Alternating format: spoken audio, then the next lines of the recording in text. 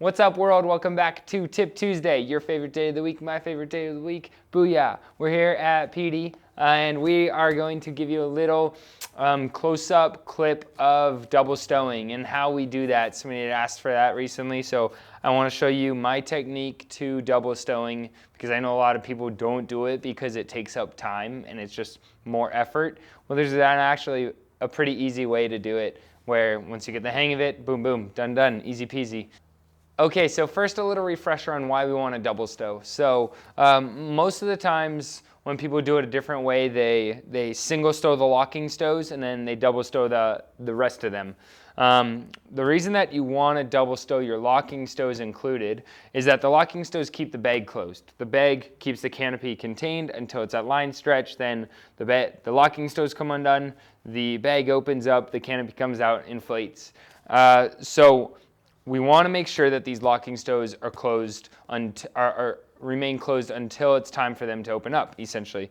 So the idea behind a double stow compared to a single stow is that with a single stow, let's say you're using a large or a small rubber band, there's probably, if my fingers are the lines here and the black bridle is the rubber band, there's probably going to be a little bit of a gap in the bottom part of the rubber band or of the stow. So with that little bit of gap, even if you think that that single stow is tight enough, as it stretches out, that gap is going to be created. And then that means that these inner lines can slip out, and then it's way easier for the outer lines to slip out.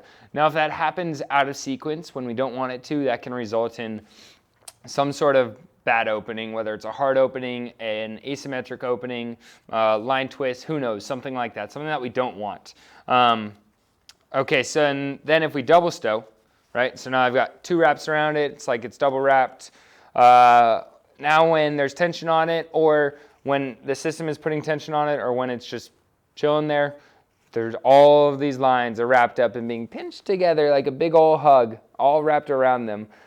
So there's no way of any of these guys having less tension on the lines than any of the other lines in there. So then they're all going to come out together simultaneously and equally.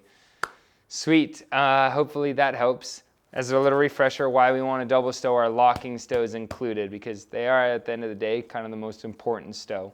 So to do a double stow, first off, I've already got a couple stows done up here. So what I like to do is grab with the most recent stow that we did. I'm going to kind of hold it, apply a little bit of tension back to it. I'm going to run my other hand up the line, I'm not really pulling them as I go, not yet anyway. I'm just finding where that point is across the bag that I want to do the next stow. So as I'm applying a little bit of pressure on my left hand, I'm getting these lines to lay pretty flat across the bag. And then now I know that I want the next stow about right here. So I let go with my left hand. I'm going to come up here. I'm going to create this stow, and I'm going to put my thumb right here on top.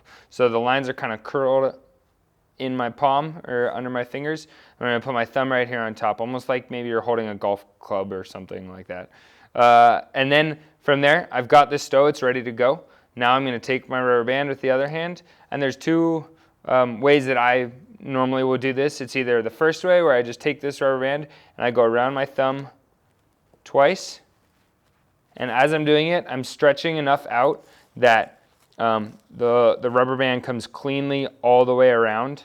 And then when I do it the second time, I'm kind of trying to stretch the rubber band and keep it around my thumb so that it doesn't grab any of these and fold them sideways. So there, once I go around twice, boom, I've let go with my right hand. I like to just hold onto these as I slip my thumb out, which prevents you from pulling any of those lines out. So then I'll show you the very similar but slightly different other way on this left side. So again, I'm holding here with my right hand. I'm just loosely tracing the lines across the bag until I know where that next stow is going to be. I'm going to take my right hand, create that stow. Again, 1.5 to 2.5 inches is plenty. I'm holding it, the lines go through my palm, the thumb on top. And I'm going to grab the rubber band, give it a nice good stretch. So this time, instead of going over my thumb to start, I'm going to lay it across. I'm going to lay the rubber band across the lines, and then I'm going to put my thumb down. So it's almost holding it in place. And then when I go around the second time, I just go over the top of my thumb. Kind of like that. Very, very similar. And then I will again grab with my opposite hand. So when I take my thumb out, it doesn't pull the lines back. So there you have it. Hopefully it helps. Bye.